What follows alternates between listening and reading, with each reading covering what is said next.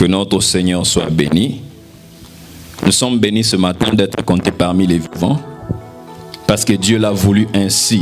Alléluia. Je ne continuerai pas avant de dire merci à mon pasteur, l'apôtre Caleb, Bouna ainsi que Maman Sarah pour leur confiance sur nous. Nous disons merci pour cela. Amen, amen. Et je vous dis aussi merci, vous qui êtes ici présents pour écouter la parole du Seigneur. Alors disposez simplement votre cœur car le Seigneur veut vous parler. Alléluia. Je parlerai ce matin d'un thème plutôt intitulé l'impact de la croix de Jésus. Alléluia. L'impact de la croix de Jésus. Alors je suis dans Genèse chapitre 1, verset 26. Je lis au nom de Jésus-Christ. Puis Dieu dit, faisons l'homme à notre image, selon notre ressemblance, et qu'il domine sur tout le poisson de la mer, sur les oiseaux du ciel, sur les bétails, sur toute la terre, et sur tous les reptiles qui rampent sur la terre. Amen, amen. Là, nous voyons comment est-ce que Dieu avait créé le monde. Nous tous, je crois que nous connaissons cette histoire. La Bible dit que la terre était informe et vide et Dieu commença à proclamer la parole. Et quand Dieu proclamait la parole, les choses s'est créées. Et Dieu a créé l'univers, il a créé les étoiles, il a créé les plantes, les animaux et tout ce que nous voyons autour de nous. Et après cela, c'est le verset que nous venons de lire. Dieu dit maintenant, faisons l'homme à notre image, selon notre ressemblance, pour qu'il domine. Amen. C'est-à-dire que Dieu a créé l'homme et lui a donné la domination. Ça, c'était le but pour lequel Dieu avait créé l'homme. L'un des buts pour lequel Dieu avait créé l'homme, pour qu'il domine sur le reste de ce que Dieu avait créé. Et si nous continuons la lecture jusqu'au chapitre 3, nous voyons que l'homme avait désobéi à la volonté de Dieu. Dieu qui les avait dit de ne pas manger le fruit de l'arbre qui était au milieu du champ, le fruit de la connaissance du bien et du mal. Et l'homme en a mangé et il a désobéi à la volonté de Dieu. Et de là, le péché est entré dans le monde. Or, le péché a donné deux causes. Première de cause, la perte de l'autorité, de la domination que Dieu lui avait donnée. Ça, c'était le premier point. Et deuxième point, le péché a introduit les conséquences sur la terre. Alléluia. C'est-à-dire, quelles conséquences? Il y a beaucoup de mal que nous voyons sur la terre. Et cela a été occasionné par le péché. Lorsque l'homme a péché, le mal est entré dans le monde. Nous voyons la mort est entrée, les maladies, la tuerie, la jalousie, la haine.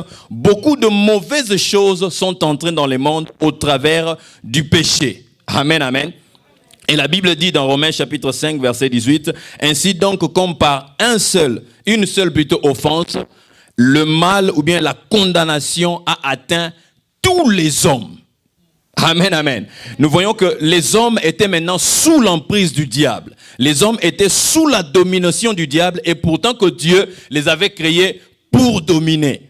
Et pendant ce temps, l'homme commençait à être dominé maintenant par la nature, dominé par le diable, dominé par le mal. Alors, il y avait maintenant un problème. L'homme ne pouvait plus jouir totalement de la bénédiction qu'il a reçue de la part de Dieu lorsqu'il a été créé. L'homme était maintenant limité. L'homme était bloqué quelque part. C'était vraiment compliqué pour l'homme. Et l'homme était sous l'emprise du diable. Maintenant, comment faire pour se débarrasser de ce péché? Comment faire pour se libérer de cette domination? Comment faire pour être libéré de tout ce mal? C'était la question que l'homme pouvait se poser pendant tout ce temps. Mais Dieu avait une solution. Alléluia. Dieu avait une solution. Et beaucoup d'entre nous, beaucoup aujourd'hui, ils continuent à vivre sous l'emprise du diable simplement parce qu'ils n'ont pas encore la connaissance. La Bible dit, vous connaîtrez la vérité et la vérité vous affranchira. Voilà pourquoi ce matin, nous allons parler de l'impact de la croix de Jésus-Christ dans la vie des chrétiens. L'impact de la croix de Jésus-Christ dans la vie des hommes. Et la solution de Dieu, c'était quoi? C'était d'abord qu'il fallait qu'un homme prenne la charge, un homme puisse se sacrifier. Il fallait que le sang coule pour payer le prix de ce qui a été fait dans le jardin d'Éden. Amen, amen. Voilà pourquoi nous allons lire encore dans Jean chapitre 1. Jean chapitre 1, verset 29. Jean chapitre 1, verset 29. La Bible dit ceci. Le lendemain, il vit Jésus venant à lui et il dit, « Voici l'agneau de Dieu qui ôte le péché du monde. » Amen, amen. L'homme était condamné. L'homme était sous le malheur. L'homme était sous la malédiction. Mais il y avait un homme qui est venu dans le monde. Et Jean-Baptiste était en train d'introduire cet homme. Alléluia. Il dit, voici l'agneau de Dieu, celui qui ôte le péché du monde. C'est-à-dire, celui qui, en d'autres termes, je pourrais dire, voici l'agneau de Dieu qui ôte la malédiction du monde. Voici l'agneau de Dieu qui ôte le malheur du monde. Alors, si tu vivais sous l'emprise du diable, si tu vivais sous la malédiction, je te présente aujourd'hui Jésus-Christ de Nazareth. C'est lui qui ôte le péché. Nous avons vu que le péché était l'arbre de tout le mal sur la terre. Mais quand Jean-Baptiste nous présente celui qui ôte le péché, c'est-à-dire, je vais prendre un exemple, ça c'est le péché. Et le péché contient les branches. Et tout le mal que nous vivons, ce sont des branches. Mais Jean-Baptiste nous introduit quelqu'un qui va prendre cet arbre au travers des racines. Il va déraciner ce péché pour que la terre soit libre. Et nous sommes des terres. Et Jésus est venu sur la terre pour déraciner le péché de nos vies afin que nous puissions vivre libres. Amen, amen. Est-ce que vous êtes en train de me comprendre? Le péché, la source de tout le mal. Le péché, la source de nos souffrances. Le péché, la source de nos pleurs, de nos malheurs, de toutes les difficultés de la terre, de nos souffrances. Mais Jésus-Christ est venu pour ôter le péché du monde. Amen, amen. Il est venu pour ôter les difficultés du monde. Il est venu pour ôter le mal du monde. Il est venu pour ôter nos difficultés, les maladies. Alors, sur cette terre, il y a beaucoup de gens qui vivent dans le désespoir. Je ne sais pas ce que tu as eu à traverser dans ta vie pour que tu vives dans cet état. Je ne sais pas ce que tu as rencontré dans ta vie pour que tu vives sous le désespoir. Je ne sais pas ce que tu as rencontré dans ta famille ou soit les conséquences que tu as vécues pour t'amener dans cette étape. Mais laisse-moi te dire, Jésus était venu pour toi. Jésus n'était pas venu pour lui-même, mais il était venu sur terre pour te sauver toi et moi. Il était venu pour prendre nos difficultés, prendre nos douleurs, prendre nos problèmes, afin que nous soyons libres. Imaginez un peu l'histoire de Pierre, lui qui avait péché toute la nuit. C'était son travail, c'était ce qu'il faisait pour vivre. Mais il a travaillé toute la nuit sans rien prendre. Et le matin, la Bible dit, il était dans le désespoir, il était en train de nettoyer ses filets pour rentrer à la maison. Amen, amen. Le désespoir total. Mais l'homme de Galilée était là à côté de lui. Après avoir prêché la parole au travers de la barque de Pierre, il dit à Pierre, avance en plein eau et jetez vos filets pour pêcher. Alléluia. Pierre était désespéré. Mais lorsqu'il a fait ce que Jésus lui avait dit, la Bible dit qu'il a attrapé une multitude de poissons. Il était même incapable de ramener ces poissons. Il devait demander l'aide auprès des autres. Cela veut dire, même si tu vis dans le désespoir, je ne sais pas de quel problème, Jésus-Christ est capable d'enlever le désespoir de ta vie pour remettre l'espoir encore une fois. Alors ne te condamne pas de foi par rapport à ce que tu as vécu. Mais crois seulement à cet homme de Galilée, car il était venu pour ôter le mal du monde. Il était venu pour enlever nos difficultés. Il était venu pour enlever toutes nos souffrances. Un jour encore, Jésus était en train d'aller à Naïn, et là, il a rencontré une foule qui amenait un mort pour aller l'enterrer. Nous connaissons cette histoire. Cette veuve venait d'abord de perdre son mari. Et ensuite, là encore, elle vient de perdre son fils unique. C'est-à-dire, elle était désespérée. Tout ce qu'elle avait de bien, elle l'a perdu. Amen, amen. Et là, elle allait dans le cimetière pour enterrer son fils unique. Et elle venait d'enterrer son mari, mais là maintenant, elle part enterrer son fils unique. Désespoir total. qui va l'aider? Si elle était en train d'épuiser de l'eau, peut-être que son fils était en train de l'aider. Si elle était déjà âgée, peut-être que son fils était en train de l'aider. Mais ce fils-là est parti. Il y a beaucoup de gens qui vivent aussi dans de tels cas. Tu avais quelqu'un qui te soutenait, mais cette personne t'a délaissé. Tu avais quelqu'un à côté de toi qui te soutenait, mais cette personne t'a déçu. Tu avais quelqu'un à côté de toi qui te soutenait, mais cette personne est morte. Alléluia. Jésus-Christ a rencontré cette femme. Lorsqu'il a vu cette femme, il s'est dit dans son cœur, ça c'est mon travail. Alléluia. Parce que tout le quartier l'accompagnait pour aller enterrer son espoir. Toute la ville était en train de l'accompagner pour aller enterrer son espoir. Mais Jésus l'a rencontré pour réveiller encore son espoir. Je vais dire à quelqu'un, peut-être que tu fais route ensemble avec le désespoir. Laisse-moi te dire qu'il y a quelqu'un devant toi. Il y a quelqu'un devant toi qui veut changer ta réalité, qui veut ôter le désespoir pour remettre l'espoir dans ton cœur. Et cet homme s'appelle l'homme de Galilée, Jésus-Christ de Nazareth. Lorsqu'il a vu cette femme, il a dit arrêtez. La Bible dit il a eu compassion de cette femme. Il y a des gens qui te regardent, mais ils n'ont pas compassion plutôt sur toi. Ils te regardent, ils ont peut-être envie de t'aider, mais ils ne peuvent pas. Il y a des gens qui veulent te soutenir, mais ils sont incapables. Vous savez, il y a des situations que les hommes ne sauront jamais résoudre dans nos vies. Il y a des réalités, les hommes peuvent vouloir t'aider, mais ils sont incapables. C'était cette situation. Personne ne pouvait aider cette femme.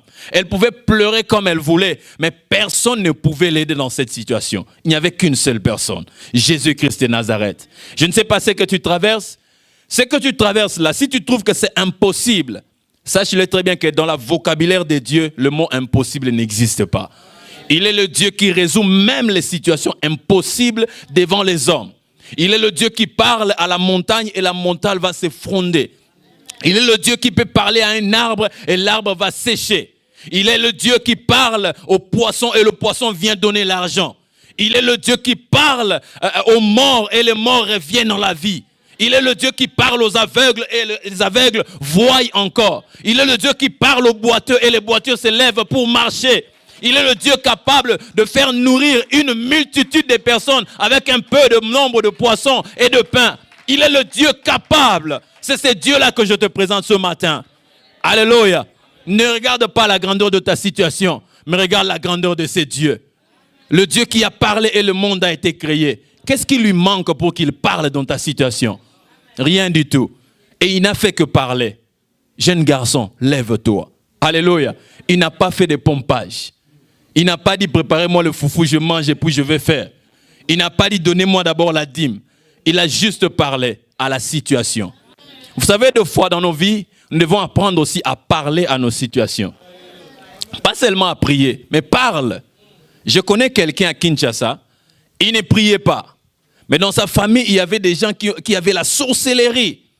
Et quand ils venaient dans leur maison, ils venaient de village. Quand ils viennent dans leur maison, quelques temps après ils partent, quelqu'un doit mourir dans la maison. Et quand ces gens-là venaient, lui il ne priait pas. Mais il leur disait, oh bozo sala wana batu na bino, nga oya romeka nga moko na koliaye. Alléluia. Il leur disait. Alors l'autorité qu'il utilisait là, ces gens-là avaient peur de lui.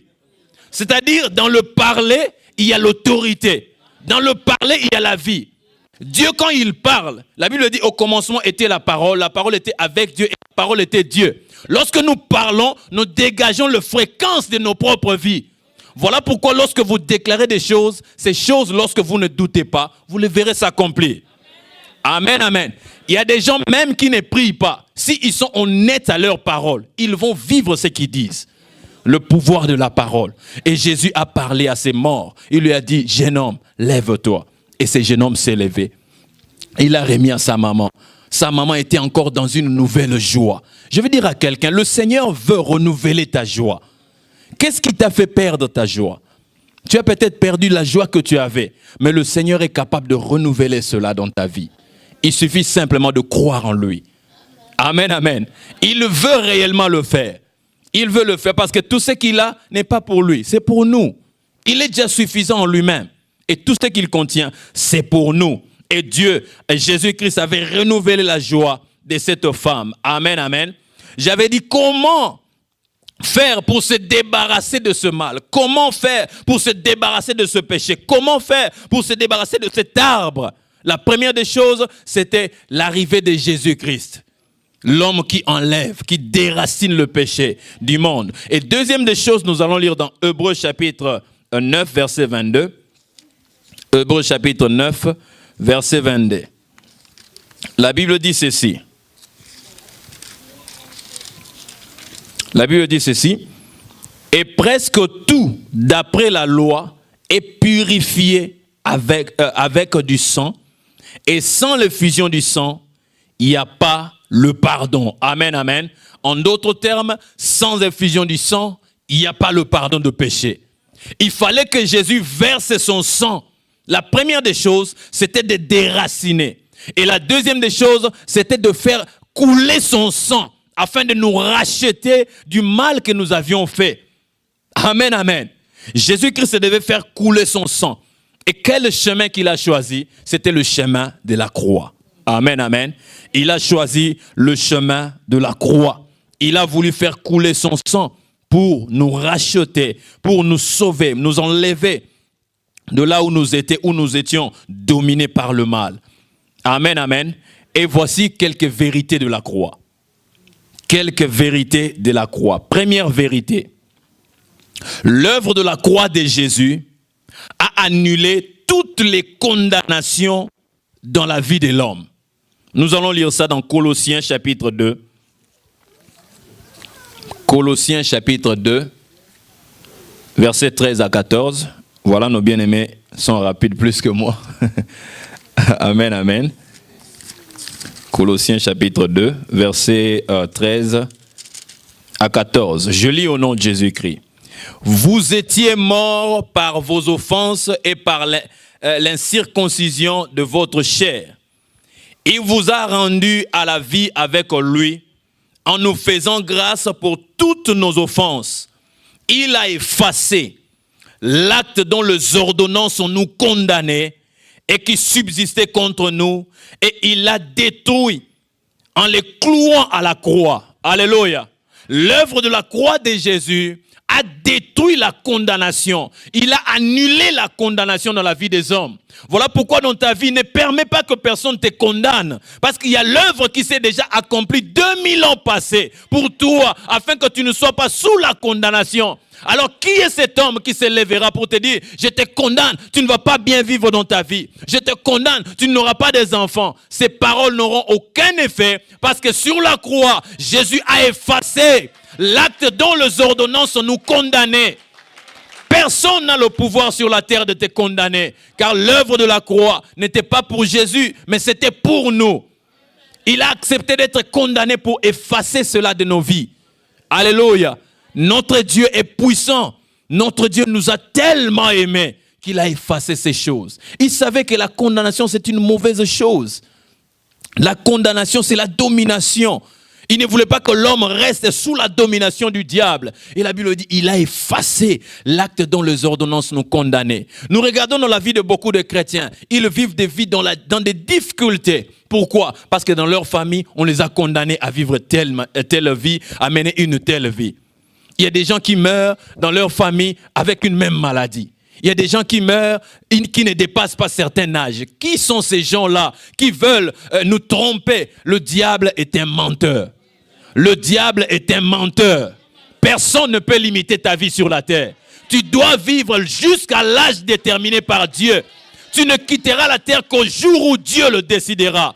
Alors ne permets pas que personne limite ta vie. Tokotala, dis-lui oui Tokotala. Parce que toi, tu n'as pas à combattre aujourd'hui. Il y a quelqu'un qui a déjà payé 2000 ans passés. Voilà pourquoi des fois, lorsque les sorciers nous regardent, ils ont peur de nous. Si quelqu'un a la connaissance, les sorciers auront peur de toi. Ils s'élèveront contre toi quand tu n'as pas la connaissance. Mais lorsqu'ils savent que tu as la connaissance, ils vont te fuir. Ils connaissent la vérité. Ils savent ce qu'ils ont subi il y a 2000 ans passés. Jésus a enlevé la condamnation. Il a enlevé les souffrances de nos vies. Il a enlevé toutes les réalités de nos vies. J'aimerais bien que nous puissions lire encore Jean chapitre 3, verset 14. Jean chapitre 3, verset 14. Écoutez ce que la Bible dit. Et comme Moïse éleva le serpent dans le désert, il faut de même que le Fils de l'homme soit élevé, afin que quiconque croit en lui ait la vie éternelle. Amen, amen. Nous connaissons cette histoire. Dans le désert, les enfants d'Israël murmuraient contre l'Éternel, murmuraient contre Moïse.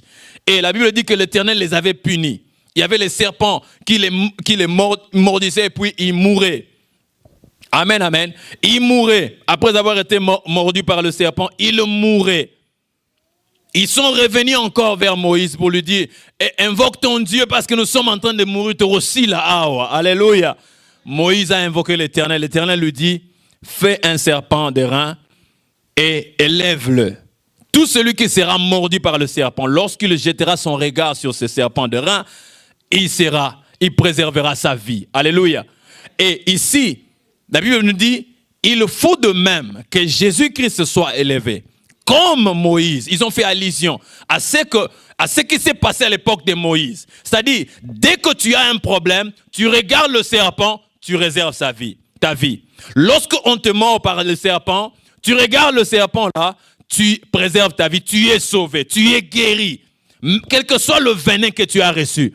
Alors, si Jésus-Christ fait allusion à ce qui s'est passé avec Moïse, je vais dire à quelqu'un, quel que soit le problème que tu peux avoir dans ta vie, quel que soit le serpent qui t'a mordu, lorsque tu regardes l'œuvre de la croix de Jésus-Christ, sache-le très bien que tu seras guéri, tu seras sauvé. Même le sida, même le cancer, quoi que cela soit, lorsque tu regardes la croix de Jésus, tu seras sauvé.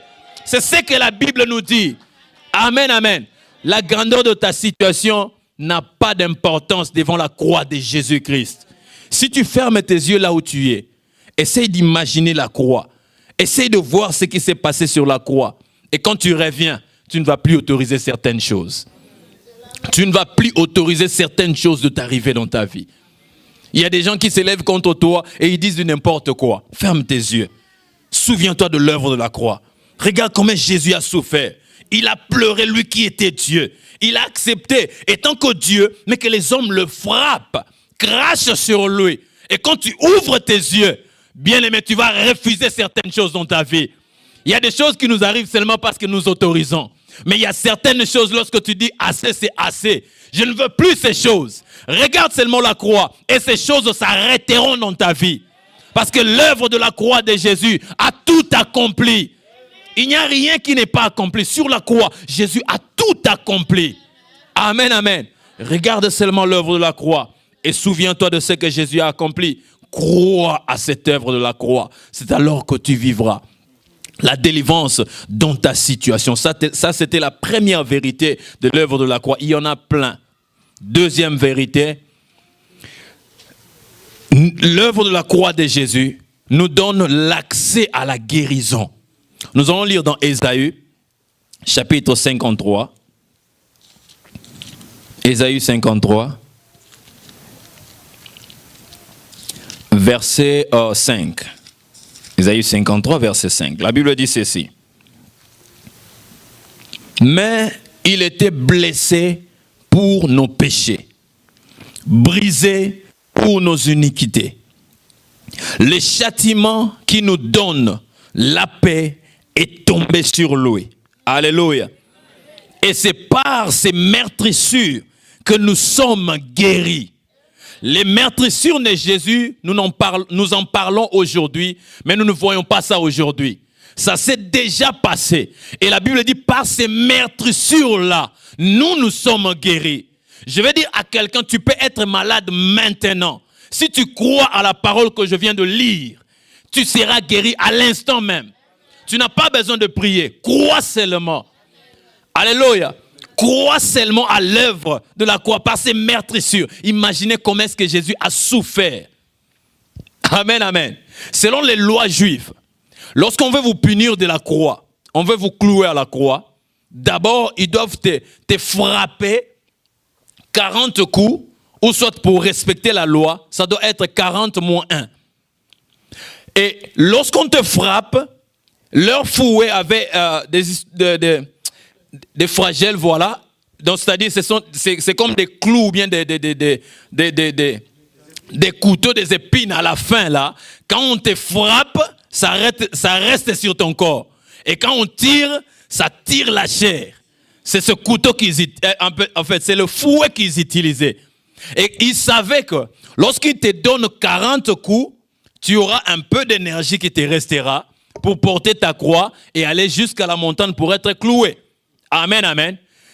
Imaginons un peu, faisons la mathématique, on te frappe 40 fouets, on sait que tu as d'autres énergies restantes plutôt pour apporter ta croix jusque sur la montagne pour être cloué.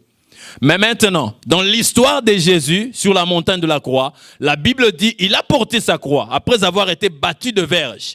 Il a porté sa croix, mais il était incapable d'arriver jusqu'à la montagne. Amen, amen.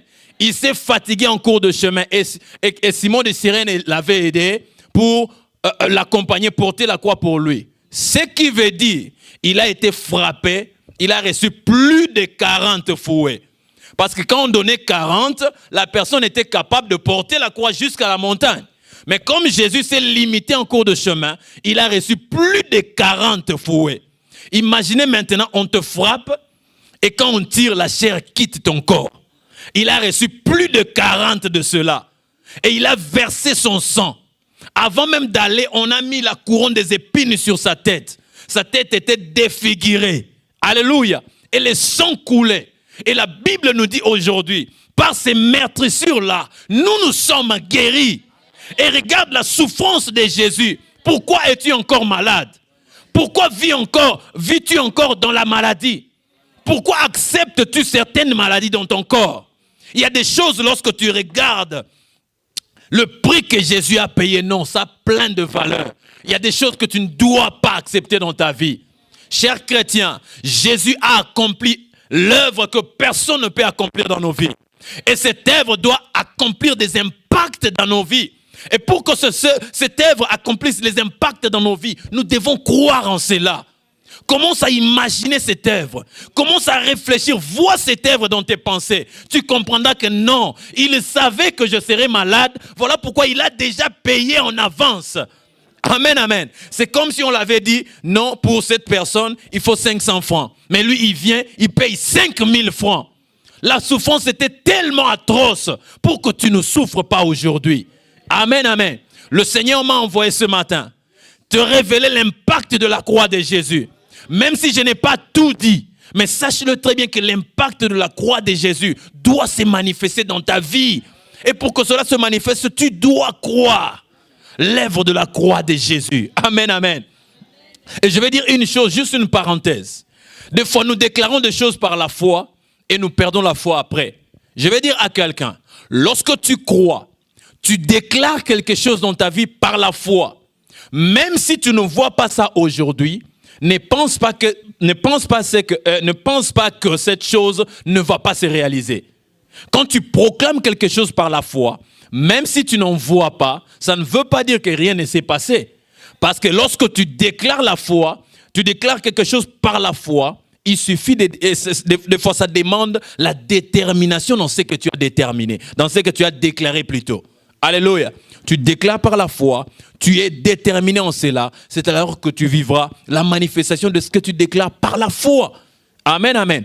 Voilà pourquoi je suis en train de parler de croire à l'œuvre de la croix de Jésus. Un jour, Samson, après avoir commis des erreurs dans sa vie, les Philistins l'ont attrapé, ils ont crevé ses yeux, il était devenu prisonnier dans la prison des Philistins. La Bible dit ils l'ont mis dans la prison et il tournait la meule. Il tournait la meule.